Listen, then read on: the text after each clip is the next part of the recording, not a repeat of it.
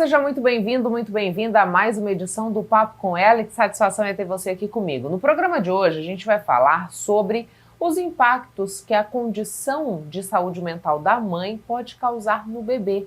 E a gente também conversa sobre a importância do exercício físico para a melhor idade.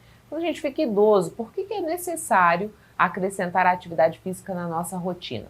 A gente também vai falar sobre saúde, como o Ozempic, aquela caneta que promete emagrecer de forma rápida, pode trazer prejuízos à saúde se não houver um acompanhamento médico adequado. Então te convido a preparar um café e vir comigo, porque o papo está recheado de novidades. A maternidade é uma das experiências mais transformadoras na vida de uma mulher. Mas junto com o amor e a expectativa pela chegada do bebê, também podem surgir inseguranças, medos e emoções intensas que muitas vezes são silenciadas ou não compreendidas.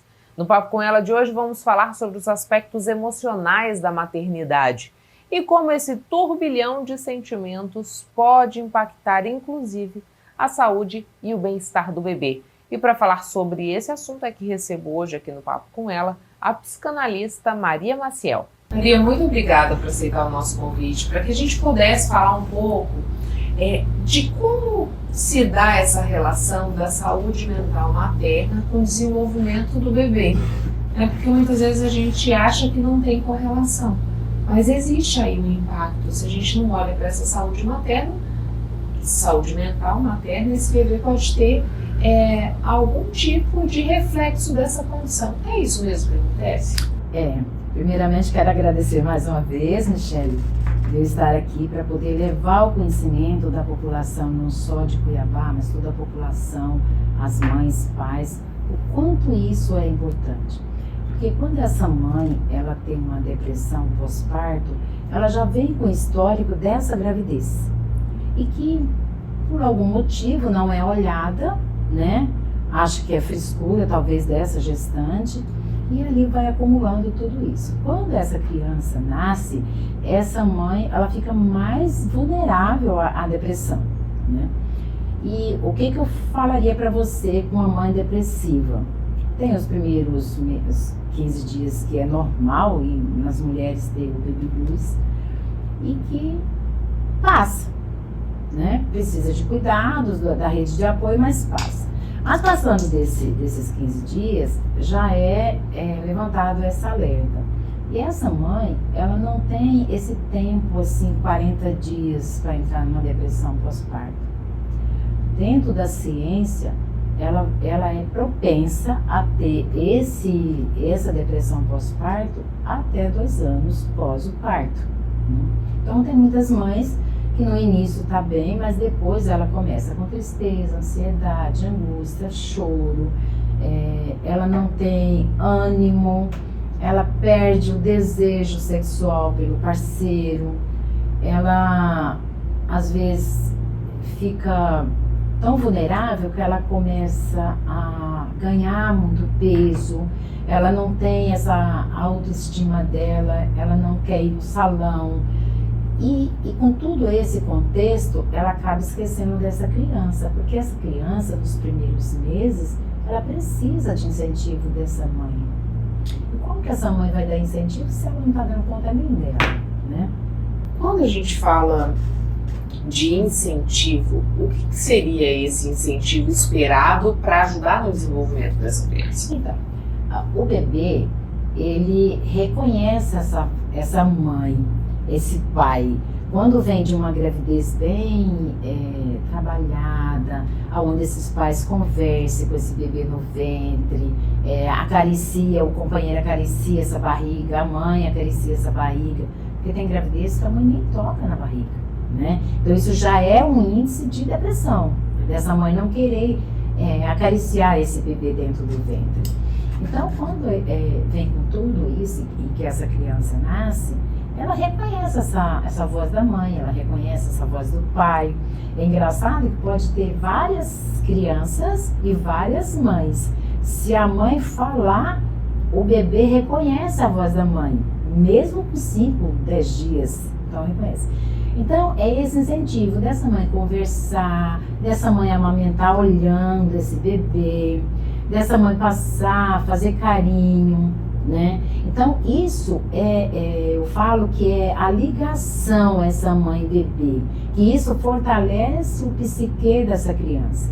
E quando essa mãe está num estado de depressão, ela não tem vontade de fazer isso. Ela não quer amamentar, ela não quer, às vezes, dar banho nessa criança, ela não quer pegar, ela não quer que essa criança chore, ela não conversa com essa criança, ela não interage, porque esse conteúdo, esse contexto de mãe e bebê é que fortalece essa criança nos primeiros anos de vida dela, onde ele tem fortalecimento do psique, para que ele possa ter um sono melhor, ter um bom desenvolvimento, ter uma boa coordenação motora. Então, essa mãe, ela tem que estar plena ali, psicologicamente, para que ela passe isso para o seu filho. E aí entra a importância de um acompanhamento mesmo antes do período gestacional, Maria, porque assim, a gente sabe que muitas vezes a gravidez acontece sem ser planejada, mas que há também uma tendência de se planejar para a chegada dessa criança, né? Então, dentro dessa perspectiva de planejamento, o ideal é que se faça esse acompanhamento psicológico desde antes de um momento de confirmada essa gestação? Eu diria para você, Michele, que se todo mundo soubesse o quanto a análise, terapia é essencial na vida do ser humano, todos nós fazíamos terapia. A pessoa acha que muitas das vezes fazer terapia está no último. Não, você deve fazer terapia para você prevenir certos distúrbios psicológicos. E quando essa mãe ela é acompanhada, né, durante, até antes, né, do desejo de engravidar, tem muitos casais que não engravidam, né? A mulher não tem problema nenhum e nem o homem tem problema nenhum, e eles não engravidam, porque às vezes eles ficam com tanta ansiedade para engravidar que isso faz com que não engravide. Então, esse acompanhamento psicológico com o psicólogo ou psicanalista perinatal é muito importante, porque ele vai saber conduzir essa análise junto com esse casal para que eles tenham mais plenitude psicológica. A gente está falando de um cenário onde essa mulher está mentalmente adoecida e que isso pode trazer um reflexo para o desenvolvimento da criança por conta dessa falta de estímulo. Maria, como lidar com o tratamento dessa mulher, né? Alguém pode suprir de alguma maneira essa ausência, nem que seja temporária, dessa mãe que já buscou um atendimento, que está em tratamento, está buscando superar, por exemplo, essa depressão pós-parto? Como fica aí o lidar com a criança, né? Alguma outra figura poderia fazer esse papel? Pode, é muito importante nesse contexto de depressão pós-parto ter uma rede de apoio forte. Por isso que durante essa gravidez a gente também trabalha essa rede de apoio, para que essa rede de apoio não seja somente mais uma ou duas pessoas que estejam ali no contexto daquela família, mas que ela tenha conhecimento teórico e técnico como acompanhar essa puérpera em depressão. Porque você não pode, muitas vezes, tirar essa criança dessa mãe, mas ela também tem que ter um cuidado especial com essa rede de apoio para que ela tenha essa vinculação mãe-bebê. E então é a importância dessa rede de apoio, que também a gente trabalha essa rede de apoio durante esse acompanhamento dentro da psicologia perinatal. E agora eu fico muito feliz porque já existe a lei, mas não estava em vigor. Então, foi dado um prazo de 90 dias para as instituições públicas, né, saúde pública, hospitais, plano de saúde, ter o profissional para acompanhar essa gestante dentro desse período, antes e depois. E me diz uma coisa, Maria, a gente está falando aqui de uma mulher que levou essa gestação a termo, que esse bebê nasceu saudável, mas ela teve um problema de saúde mental, que é a depressão pós-parto. Mas a gente vive um universo em que as mulheres precisam lidar com o luto, né? Essa gestação vai até determinado ponto e há uma perda do bebê, ou esse bebê já nasce sem vida. E o que a gente vê é que muitas vezes esse momento de dor não é respeitado, seja pela família, seja pelo trabalho. Mulheres que não conseguem sequer ter um intervalo de tempo para processar aquilo, são pressionadas a voltar às suas atividades laborais. Como fica essa mulher nesse contexto? Isso é muito importante tocar nesse ponto, Michele, porque o luto, muitas das vezes, as pessoas falam assim, estava bem no início, não, mas você é nova, vem outro. E isso, em vez de você ajudar essa mulher, você coloca ela mais vulnerável naquele luto. Hoje já foi aprovada a lei onde os hospitais vão ser obrigados a ter, quando tem esse natimorto, essa mulher ficar separada das demais para ela ter esse luto. Ela vai poder registrar seu filho com o nome escolhido, porque antes não podia, antes era filho de fulano e de fulano, né? Então ela vai ter esse momento, se ela quiser ter com esse filho. E também um momento com a criança, né? Sim, um momento com essa criança, para ela segurar essa criança. Hoje você já foi aprovado na Câmara Federal, onde você já pode tirar o pezinho, a mãozinha, né? O desenho, colocar ali para aquela mãe ter. E ter esse momento dessa família ali com esse natimorto. Isso faz com que as lacunas do luto ela seja menos dolorida, porque você teve esse momento. O que acontecia era que essa mãe tinha esse natimorto, ela não podia registrar esse filho com o nome que ela escolheu, ela ia para um apartamento, um quarto onde tinha várias mulheres que ganharam neném, e olha o quanto isso psicologicamente afetava mais essa mulher. Ver, enquanto uma estava alegre, ela estava lá deprimida porque ela perdeu o seu filho, né? Então, esse avanço que a gente está dando aí, eu acho que é de suma importância, eu acho que está valendo esse nosso grito, né, por essa saúde mental materna, para que todos os governantes, prefeituras e a rede pública tenham um olhar mais digno, né, para essa mulher. Porque a mulher, ela é considerada assim, perdeu, vem outro. Não é assim, gente. O filho, desde quando você concebe essa criança, que seja um aborto com 30 dias, é um filho seu. Não é você, um vínculo. Não é você chegar e falar assim, não, você é nova, isso é acabar. Então, dentro do hospital, vai ter que ter esse profissional com conhecimento teórico e técnico para acolher essa mãe, para estar ali junto dela, ouvir as dores dela. Se ela quiser chorar, que chore, mas essa profissional tem que estar ali, saber acolher essa mulher. Assim como ela tem também para acolher as mães que estão com criança em UTI, neonatal, né?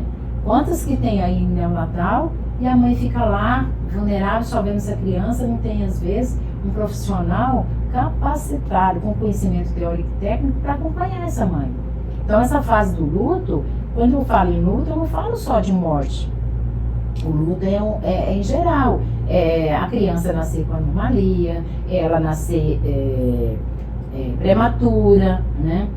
E essa criança nascer com perda de peso e nascer prematura, vem de uma gravidez que ela não cuidou psicologicamente, que traz esse transtorno que essa criança possa nascer com perda de peso e prematura. Quando a gente fala do mercado de trabalho, Maria, porque assim, parece-me que existe mesmo uma falta de sensibilidade, né? Como se, você não chegou a ter essa criança nos seus braços, então não faz diferença, né? Tem uma minimização dessa perda e essa pressão mesmo. É preciso que a gente passe a discutir essa questão da saúde mental materna também no âmbito institucional, dentro das empresas. empresas, a gente sabe que tem a NR1 aí que fala dessa saúde mental do trabalhador. É preciso dar um enfoque na saúde mental da mulher, na saúde mental materna nessa discussão? Tem sim, Michele, porque eu acompanhei um caso onde a mulher, ela teve a perda do bebê e ela voltou, ela não esperou esse tempo.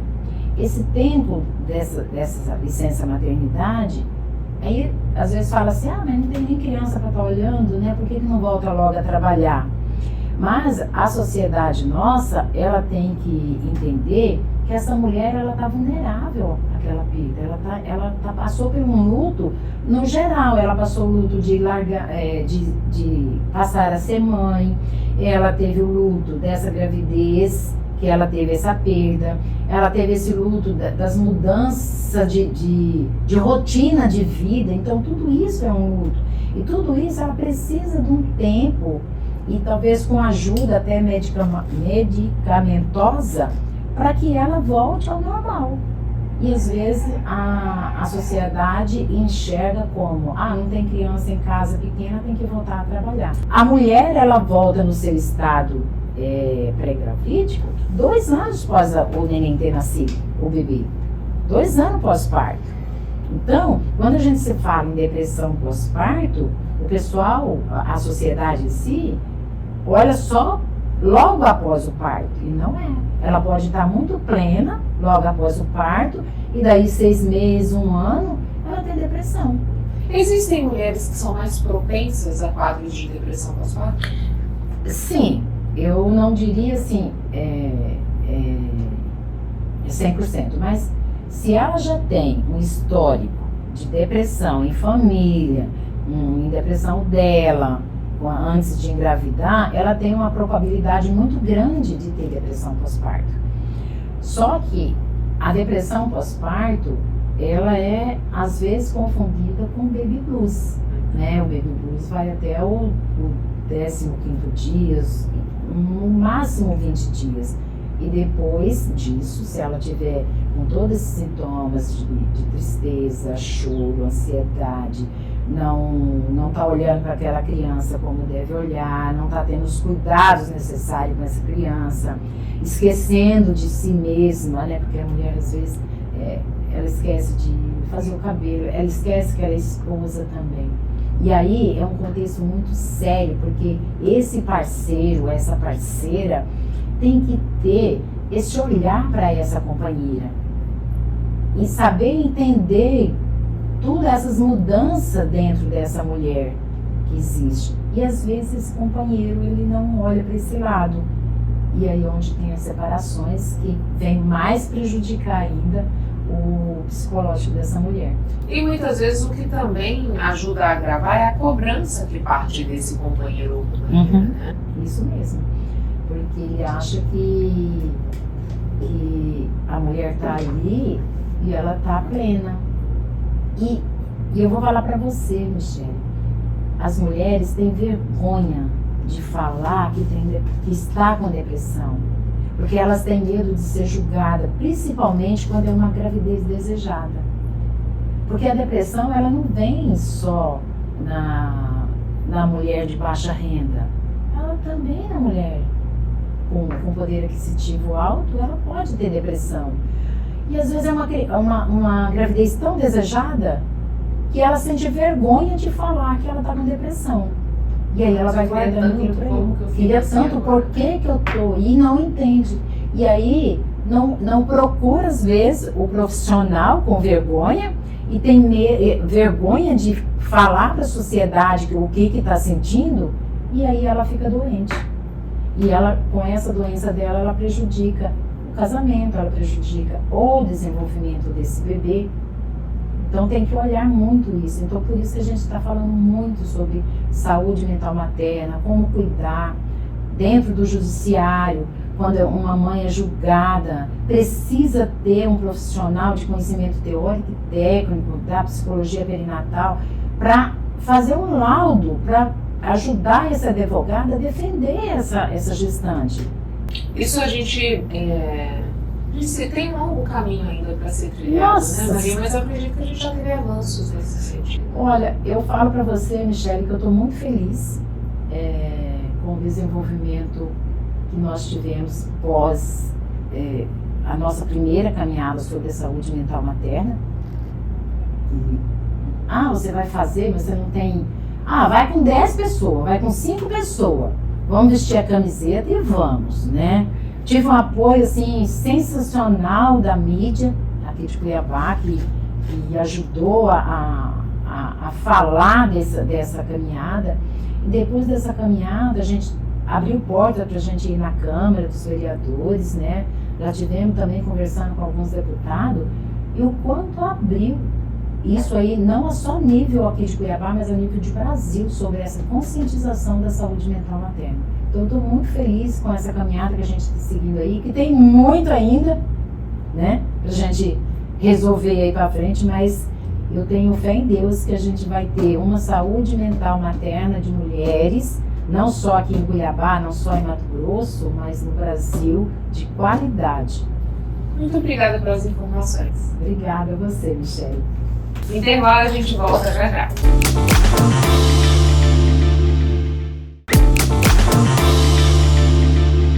Que movimentar o corpo ajuda na qualidade de vida, isso a gente já sabe. Mas você tem ideia do peso que essa prática tem no processo de envelhecimento? Estudos mostram que a prática regular de atividade física pode reduzir o risco de morte em idosos em até 70%. E para a gente falar mais sobre isso, é que recebo aqui no Papo com ela a especialista em saúde e personal trainer Luciana Castanha. Luciana, muito obrigada por aceitar o nosso convite para que a gente pudesse trazer mais informações sobre essa necessidade da gente se manter ativo, principalmente quando chegamos aí a essa terceira idade, melhor idade, enfim, né? Seja o termo que se deseja usar. Por que a atividade física tem um peso tão considerável quando a gente pensa nesse passar dos anos? Bom, obrigada pelo convite. É sempre um prazer falar sobre saúde, sobre qualidade de vida, que são minhas paixões, né? Eu sou bióloga e educadora física, então eu sou apaixonada pela vida. Bom, Deus nos fez com um corpo onde a contração muscular ela ativa hormônios, ela ativa o hormônio da felicidade, ativa a testosterona, estrogênio. Então a gente precisa fazer atividade física para ter essa qualidade de vida no envelhecimento. E às vezes na rotina de trabalho das pessoas, a gente conquistou hoje, principalmente as mulheres, a gente conquistou um espaço de trabalho, mas a gente às vezes sai de madrugada de casa, volta à noite, senta do carro, vai para o trabalho ou no ônibus, no trabalho é muito sentado e muito em pé. Então a gente parou de fazer essa ativação muscular. Então é a contração muscular que faz a ativação do nosso corpo para que ele haja, para que ele tenha vida, ele saiba que ele precisa ativar a produção hormonal, porque o corpo precisa carregar aquele peso, entrar, fazer aquela comodidade. Então a nossa tecnologia hoje, a nossa modernidade, tem gerado o sedentarismo. Então a gente não está ativando aí nossos hormônios. Então quem quer envelhecer bem precisa ativar os hormônios. Quando a gente pensa além de ativar os hormônios, né, nessa perspectiva de manter os músculos condicionados mesmo, é isso que vai fazer com que a gente tenha na velhice uma independência maior, uma situação com menos dores. Exatamente.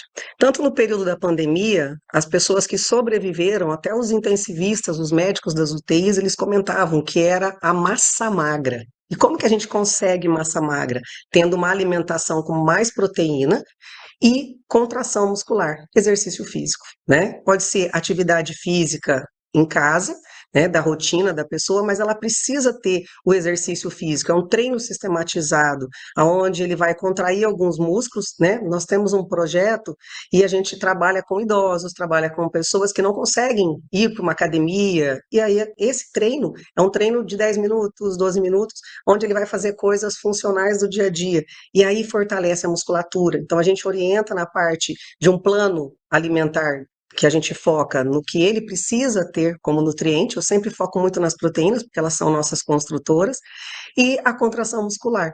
Então, a gente precisa colocar isso para ter um envelhecimento melhor. Então, não seria diferente para um idoso, ele acaba perdendo força em glúteo médio, em aquela região, um músculo chamado solear, que é atrás da panturrilha, daí ele não consegue mais levantar o pezinho, aí ele começa a ter uma encurva, né, vai encurvando, fechando os ombros. Então, isso tudo, além dele ter uma perda de massa óssea, que vai ser natural, a gente precisa manter a massa muscular, porque é ela que sustenta nossos ossos e ela que vai nos dar vida. Essa é realmente o que eu posso dizer. Só a gente lembrar de quem fica numa UTI, que sobrevive dependendo da sua quantidade de massa muscular. E a massa muscular hoje, para um idoso, para uma mulher, para um homem, de qualquer idade, na verdade, até das crianças. Hoje a gente tem jovens e adolescentes que nem fazem mais uma educação física que gere força, né? Eles não têm força. Por quê? Porque nós estamos criando uma geração de pessoas que não fazem exercício físico. E a gente precisa mudar isso para ter massa magra e ter qualidade de vida. Além dessa questão, a gente está falando também de saúde mental, né, Luciana? Porque a atividade física ela tem ligação direta também com essa, como você disse, com essa produção hormonal que de alguma maneira regula a nossa saúde mental, não? Exatamente. Todas as pessoas, né, que têm dependência química, pacientes, né, que têm a questão da depressão, distúrbios, a própria compulsão alimentar, que a gente pode falar da obesidade.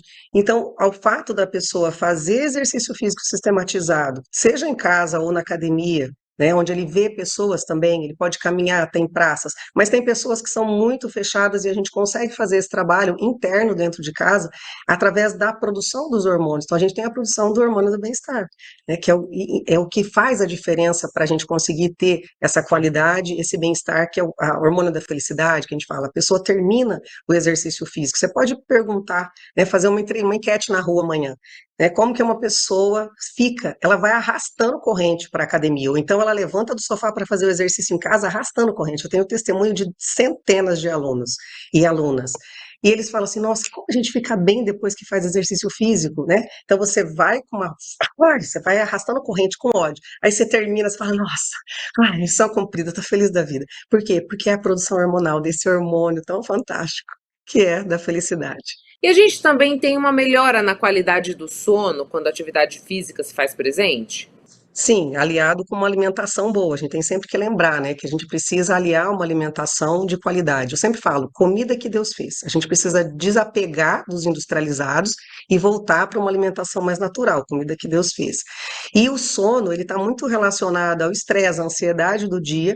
A pessoa se sobrecarrega, né? Ela não descarrega essa energia, ela não consegue essa contribuição através da contração muscular, então ela não descansa à noite. E isso vai virando um ciclo vicioso, né? Aí a pessoa começa até, inclusive, engordar mais, ela começa a se deprimir mais, aí ela vai atrás de medicação, e o exercício físico, ele consegue reverter isso. Por quê? Porque você vai ter toda uma melhoria de massa muscular, uma melhoria do bem-estar, né? Você vai começar a se sentir melhor, se alimentar melhor, e aí você dorme melhor.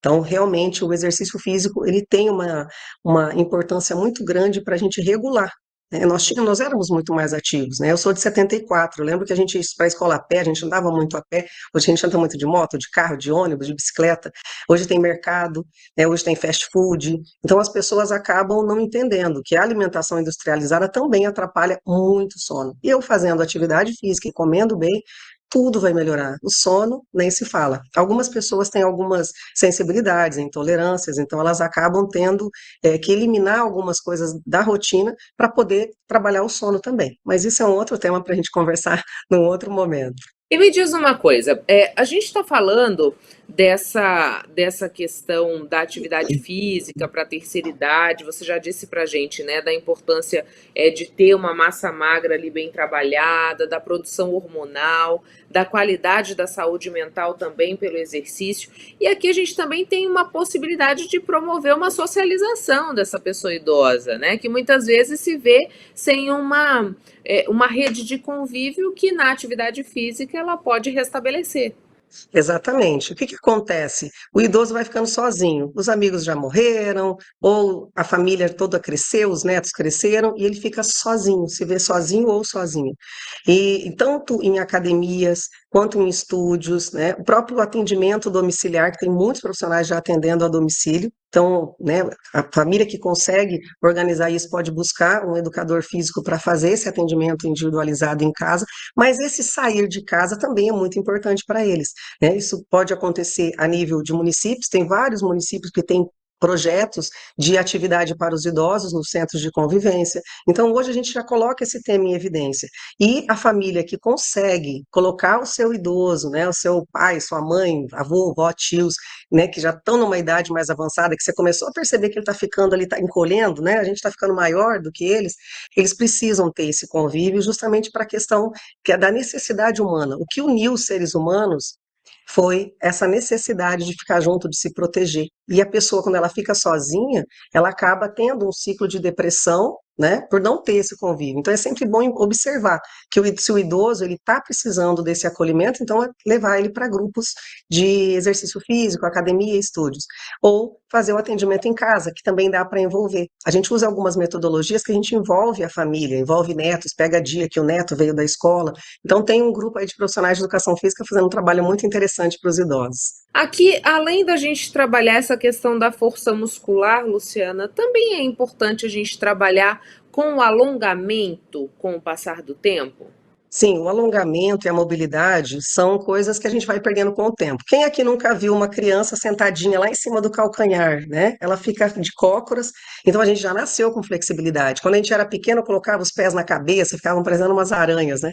E hoje, conforme a gente vai crescendo e a gente para de fazer o exercício, para de fazer mobilidade e flexibilidade, a gente acaba perdendo. As articulações sofrem, os músculos sofrem, né? E as pessoas acabam não entendendo, né? Então você imagina, você fica horas e horas sentada e de repente você começa a se movimentar. Então a sua articulação ela já não está preparada para isso.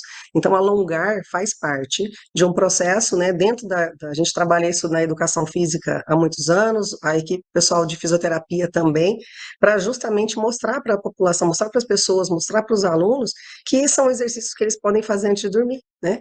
A gente consegue fazer uma avaliação postural, eu trabalho numa linha de avaliação postural e funcional, onde a gente avalia os movimentos, andar, sentar, como é que o idoso senta, como que a pessoa senta, e a gente monta esse exercício de alongamento e mobilidade para melhorar aquela função, né? A questão da pisada, fortalecer a região plantar, né, as pernas e alongar essas articulações, movimentar essas articulações, que são extremamente importantes, né? Tudo que está mais velhinho costuma estar lá, né? Se a gente começar a mexer aí, mexe a sua aí, ó, todo mundo mexendo, vai começar a sentir uns estalinhos. Então a gente Entrega precisa ter, tempo. porque através desses movimentos, já tem croque-croque aí, né? Joelho, para realmente lubrificar as articulações. Então, alongamento e mobilidade são extremamente importantes para um bom envelhecimento. E existe um exercício que é mais indicado? Porque assim, você falou pra gente da academia, depois você falou pra gente daquele circuito em casa mesmo, que é um pouquinho mais curto. Existe uma modalidade de exercício que é mais indicada? Bom, existe aquilo que é acesso. Não existe um exercício melhor do que o outro, não existe uma atividade melhor do que a outra. Existe aquela que você consegue fazer, que você tem afinidade. Quando a pessoa gosta daquilo, é mais fácil ela continuar. Porque um dos grandes problemas da população hoje é a não continuidade. Ela para de fazer exercício físico, ela começa até igual um cavalo paraguaio, dispara e depois murcha e para. Então ela precisa primeiramente gostar.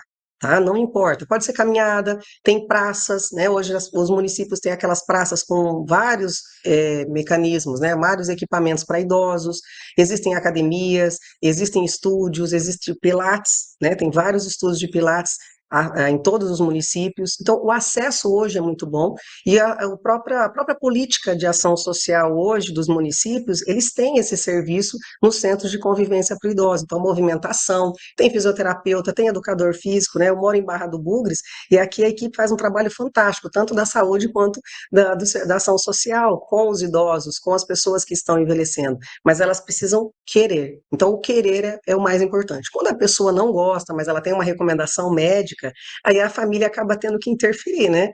Então, eles se movimentando, fazendo alongamentos e exercício de contração, vou te dar um exemplo que as pessoas podem fazer aí em casa, né? Sentar e levantar do sofá. Eles estão nos assistindo agora, então eles podem sentar e levantar do sofá. E esse é um exercício funcional, extremamente importante para a pessoa que vai envelhecendo, ter força na musculatura das pernas, porque ninguém quer aqueles ganchos para ficar sentado, né, ir para o banheiro e ter que ter um guincho para levantar. Vai para o sofá e se joga. Por que que se joga? Porque não tem força na musculatura. Então, qualquer atividade física que coloque seus músculos em movimento é extremamente importante. A gente estava falando um pouquinho sobre essa questão da alimentação no processo, que ela faz diferença também, né? O que você já disse um pouco, né? De ter mais proteína, porque ela que é construtora, da gente comer mais aquilo que Deus fez e menos o que vem da indústria.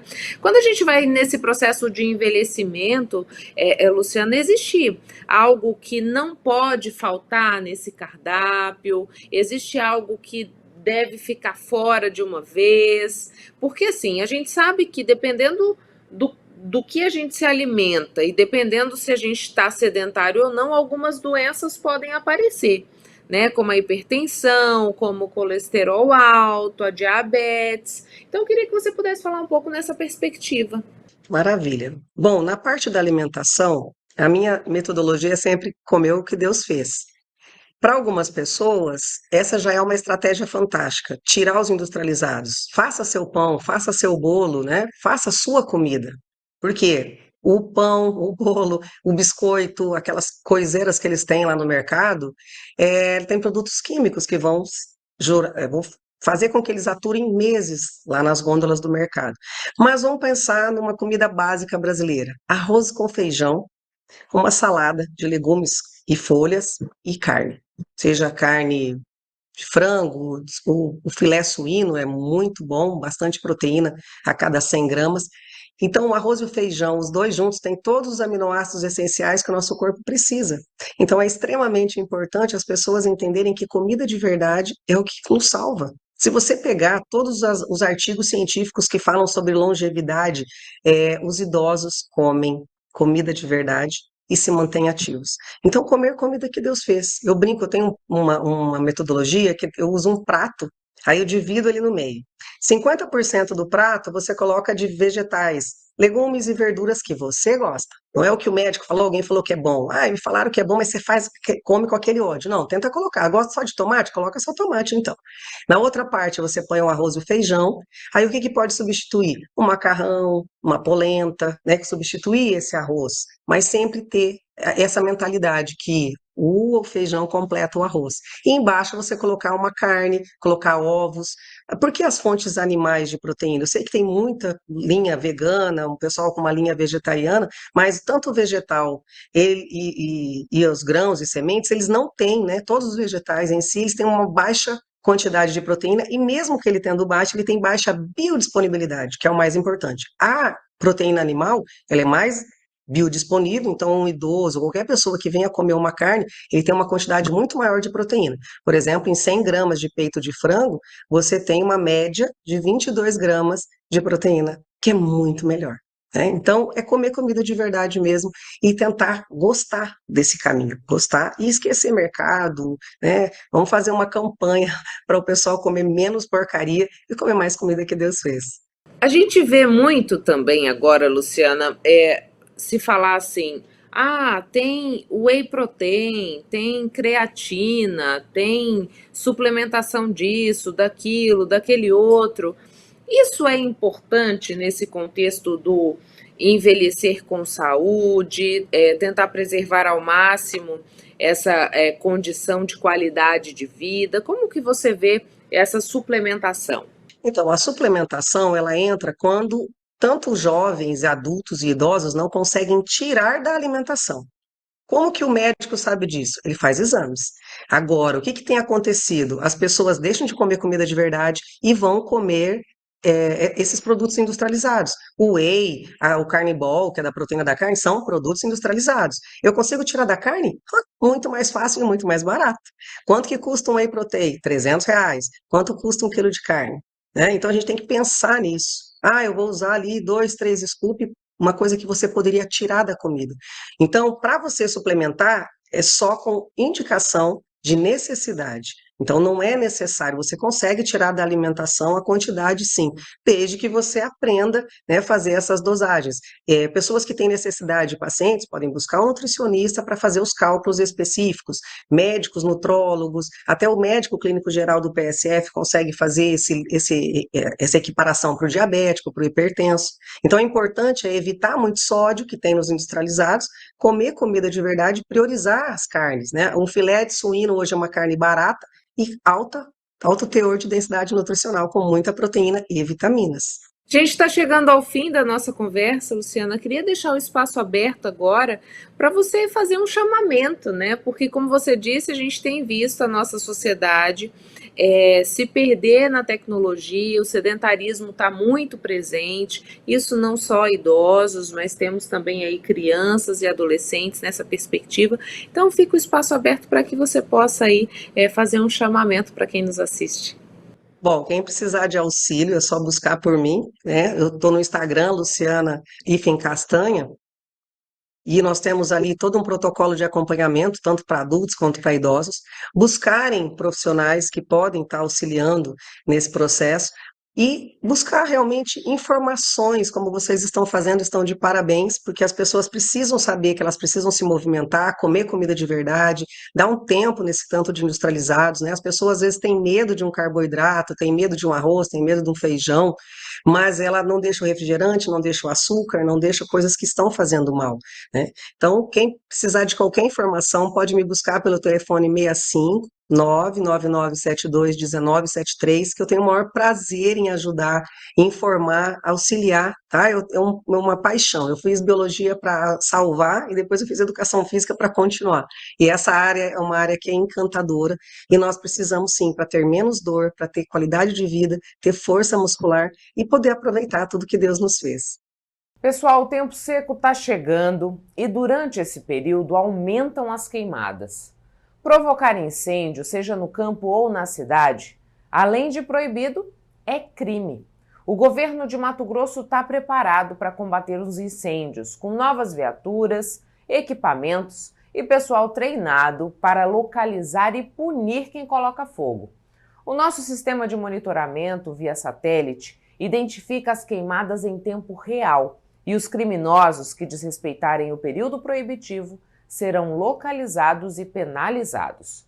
Os incêndios invadem as cidades, prejudicando a saúde de toda a população que sofre e lota os hospitais.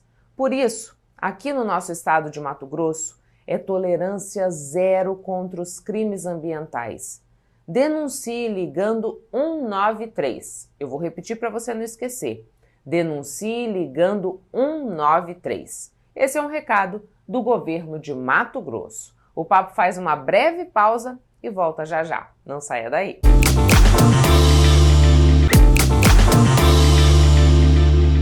Sabe, todo esse conteúdo que a gente produz aqui no Papo com Ela, ele fica disponível também no YouTube para você ver e rever quantas vezes quiser. Mas vem cá, você ainda não está inscrito ou inscrita no YouTube? Então fica o meu convite, inscreva-se para você não perder nada do que a gente produz aqui no Papo com Ela. E para facilitar a tua vida, a gente preparou esse QR Code aqui. Aponte a câmera do celular para ele, que já vai te dar o caminho certinho para que você possa se inscrever e passar a fazer parte dessa grande comunidade no YouTube. Em busca do emagrecimento rápido, fármacos como o Ozempic se tornaram atrativos. No entanto, o uso indiscriminado do medicamento sem uma indicação médica adequada pode representar sérios riscos à saúde. Pesquisa realizada pelo Sistema de Vigilância de Fatores de Risco e Proteção para Doenças Crônicas por inquérito telefônico, a Vigitel, aponta que Cuiabá é a quarta capital brasileira com maior percentual de obesos do Brasil. 27,5% da população adulta está nessa condição. Diante dessa realidade, a busca por maneiras de baixar os números na balança se acentuou e uma saída encontrada foi o uso das canetas emagrecedoras. No entanto, nem todas foram criadas para esse propósito. Tem vários tipos de canetinha que elas vieram com o intuito não de emagrecimento, mas elas vieram com o intuito de melhorar a parte glicêmica dos pacientes, no caso, as pessoas que são diabéticas. E com isso, as pessoas começaram a emagrecer muito e acabaram usando para emagrecimento também. Mas a princípio elas foram para isso. Observando a procura crescente pelas canetas, a indústria farmacêutica desenvolveu um medicamento recomendado para quem deseja perder peso, o Mounjaro. No entanto, é preciso fazer um alerta. O uso deve ser feito mediante acompanhamento médico. Toda medicação que você for fazer uso, seja injetável, seja via oral, você tem que ser acompanhado por um médico. O médico ele vai prescrever a quantidade que o seu corpo precisa daquela medicação. Então a gente vai dosando as medicações, começa com dosagens mais baixas, aí vamos aumentando. Então tudo depende de paciente para paciente. Tem paciente que a gente entra com medicação alta, porque já a baixa não faz efeito. Então por isso que é importante o paciente ser acompanhado por um médico para que ele avalie os exames, para que ele veja qual dosagem que vai ser suficiente para aquele paciente ajudar ele no emagrecimento dele. E quando a pessoa não sabe usar aquela medicação, pode causar sérios danos. Inclusive, eu já trabalhei numa UPA e eu atendi uma paciente que tinha usado uma caneta de Ozempic toda em uma aplicação só. Então, ela passou muito mal, teve que tomar medicação na veia porque ela não sabia usar a medicação. Então, passou muito mal com aquela medicação. Então, assim, tudo tem que ter um controle, tudo tem que ter um acompanhamento. Por mais que seja de fácil acesso agora, que está em todos os lugares, a pessoa tem que acompanhar corretamente para que não tenha esses efeitos colaterais, que é perca de cabelo, hipoglicemia, e só algumas, perca da visão. Já teve casos que a gente escutou de pessoas que perderam visão por causa do uso incorreto da medicação. Segundo a médica, o boom do Mounjaro ocorreu após os resultados conquistados pela dupla sertaneja Maiara e Maraísa. A perda de peso de ambas foi bastante considerável e elas utilizaram a medicação. A especialista explica que o uso precisa obedecer determinados critérios para que o paciente não caia no efeito sanfona. Você precisa ter um controle também. Acabou o uso da medicação, já emagreceu, você tem que fazer um desmame dela, que é ir tirando aos poucos. Se você tira de uma vez, você volta a ganhar o peso rapidamente. Então, tudo isso tem que ser controlado, Vale sempre lembrar, para alcançar resultados duradouros e satisfatórios, é preciso rever hábitos e criar uma nova rotina. Se você quer emagrecer, procure um médico da sua preferência. Passe por uma avaliação, faça seus exames, mude sua rotina, beba água. Tudo isso vai te ajudar a melhorar o seu peso, E melhorando o seu peso, melhora tudo no geral. As pessoas reclamavam muito do emagrecimento do Mounjaro porque a pessoa ficava com flacidez na face, mas isso tudo se resolve. Se o seu objetivo é emagrecer, emagreça com saúde. Para muitos, estar online é automático, quase uma obrigação. Mas o que acontece quando essa conexão começa a afetar a saúde mental? O Brasil é um dos países com mais tempo de tela no mundo, são quase 9 horas por dia em frente a dispositivos. E quando o uso deixa de ser funcional e passa a ser compulsivo, podemos estar diante de um quadro de dependência digital. Felizmente, graças à internet, à alta tecnologia, a gente evoluiu em muitos aspectos na nossa vida. Trouxe tantos benefícios que fica difícil a gente reconhecer isso como um problema e se tornando então dependente, É quando ela começa a perder o controle dos seus impulsos frente ao uso da tecnologia. Então aquela pessoa que vai começar a ter prejuízo nas suas relações familiares, nas suas relações sociais, porque ela acaba preferindo permanecer conectado, permanecer online, fazer ter essas relações aí, de forma online, digital, ao invés de fazer isso presencialmente.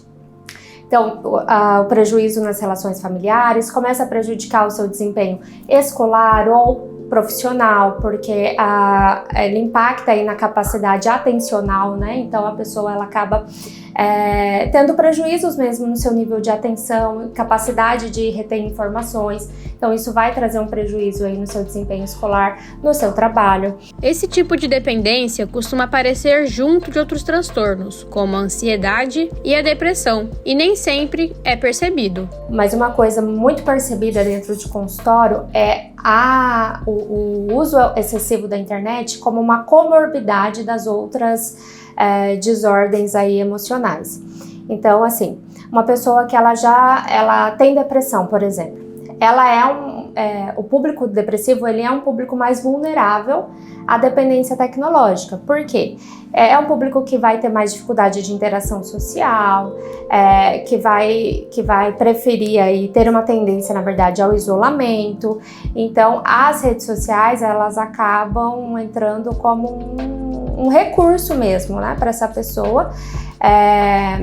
E como ela está mais vulnerável, ela tem essa tendência a permanecer mais conectado por conta disso, porque ela tem uma preferência a ficar mais isolada. O principal desafio é transformar o excesso em equilíbrio, e a psicoterapia ajuda nesse caminho, propondo planos de ação e reorganização do tempo. Mas a mudança depende de uma decisão consciente, de quem está pronto para se reconectar com o que está fora da tela e com si mesmo. Se ela faz esse uso excessivo, então a gente vai colocar dentro do plano a diminuição